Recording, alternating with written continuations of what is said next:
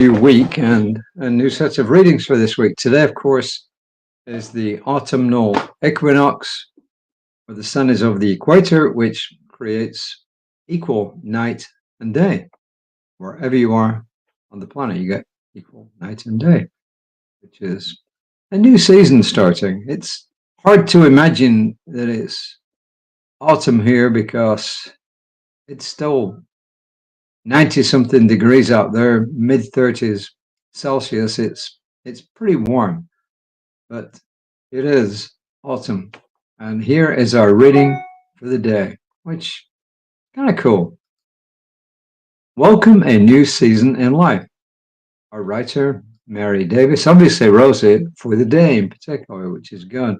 First quote is from Morgan Harper Nichols, who says, "Let this be the season of focusing on what matters most. Let this be the season in falling in love with the process of becoming more aware of how you can breathe more deeply right here."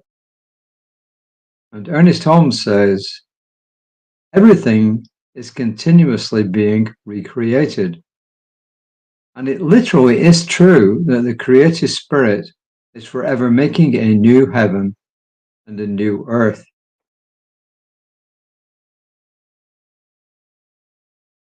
And this is Mary Davis, who says, "Today we welcome a new season and an equinox, a twice-year event when the sun is directly over the equator, and the hours of daylight equal the hours of darkness.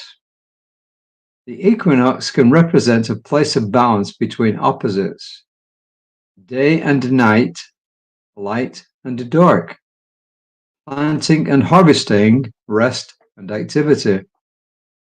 She says, "Since my mother died, I've felt suspended in time between opposites, not here, not there. My old life ended, and my new one has not yet begun. I'm not her caretaker as I once was, yet I'm caring for the affairs of her life. I'm living in the land between grief and gratitude, endings and beginnings, rushing, resting, doing, and being. Often in life, we find ourselves waiting in a place of mystery, expectation, and hope. It's not altogether comfortable to be in the place that precedes the main event. It requires patience while we watch and listen for signs. But waiting is not idle time, nor is it merely a void between meaningful places. Waiting has sacred purpose. Even our souls love preparation, a holy response. We thirst for the quiet that fills us and grows us, readying us for higher consciousness and deeper understanding." The final paragraph says, "If you're here with me in this place of unknowing, let's rest together and listen for the call of this new season. Let's be patient. Let's be awake for a silent sunrise. Let's honor the sacred purpose of transitions, preparing our hearts for new life and new beginnings."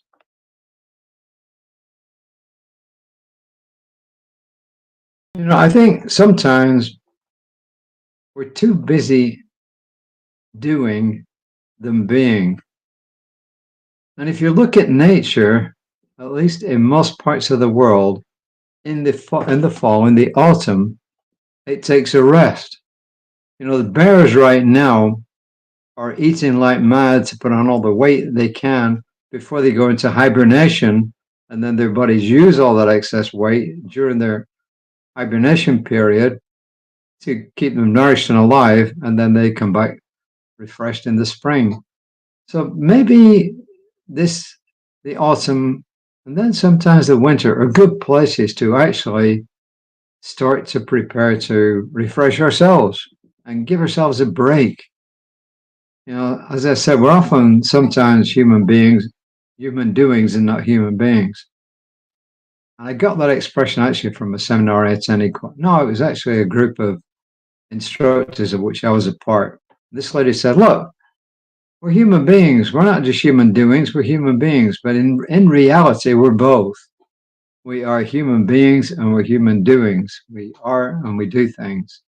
So the message today really is pretty simple. It's in this period winding down, give yourself a break.